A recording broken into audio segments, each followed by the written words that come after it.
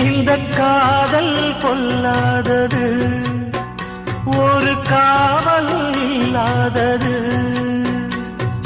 ஊதக்காத்தில் வஞ்சி மாது ஒத்தையிலே வாடும் போது போர்வை போல பொத்தி அணைப்பே.